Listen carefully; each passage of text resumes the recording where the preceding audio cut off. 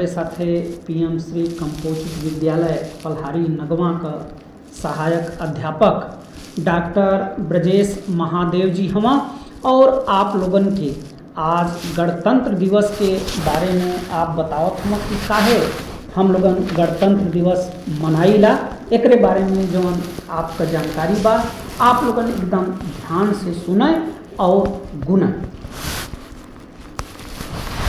बहुत बहुत धन्यवाद।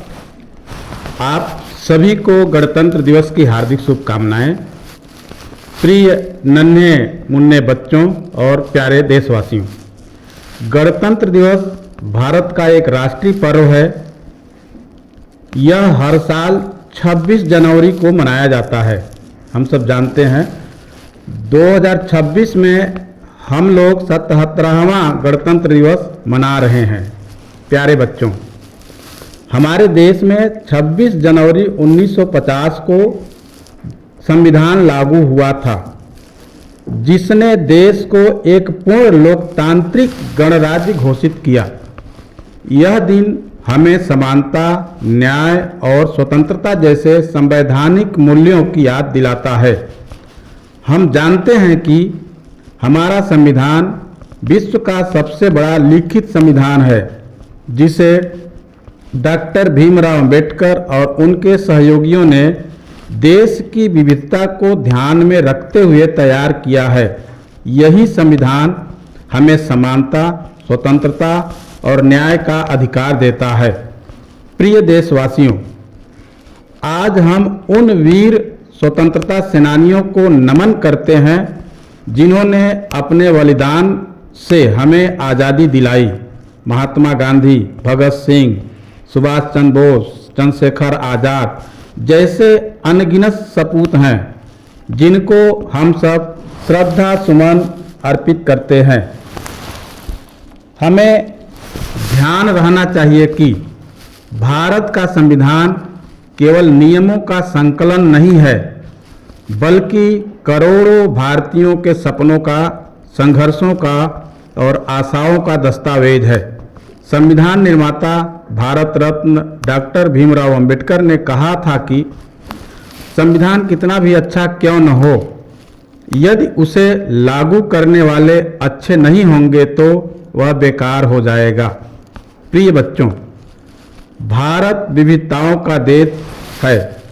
यहाँ अनेक भाषाएं, संस्कृतियाँ और परंपराएं हैं, फिर भी हम सब एक भारत श्रेष्ठ भारत की भावना से जुड़े हैं।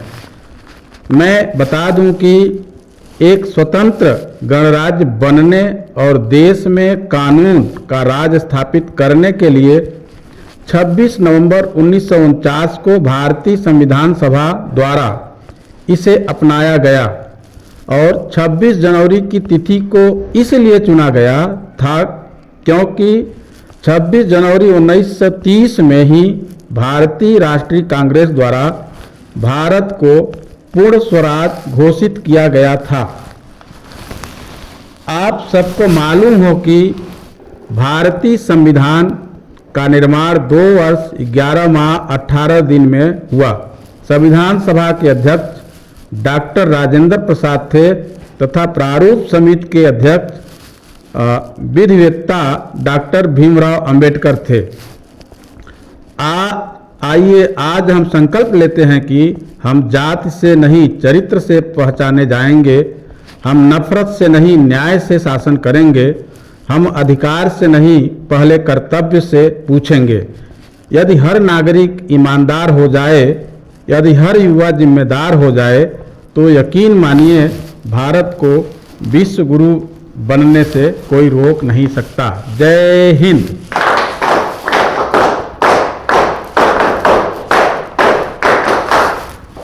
बच्चों लोग देखे हैं डॉक्टर ब्रजेश महादेव जी और आज हम आप सब बच्चों लोगों साथे रही है पीएम श्री कंपोजिट विद्यालय पल्हारी नगवा सोनभद्र में। अब देखें धीरे धीरे बच्चों लोगन समय हो गल है, अब हम यहीं आप लोगन से विदा ले। आप सब बच्चों लोगन के और सब अध्यापक लोगन के, अभिभावक लोगन के गणतंत्र दिवस का बहुत बहुत शुभकामना के साथ तो चलल जाए। तब बचवा बोला जय हिंद। जय हिंद।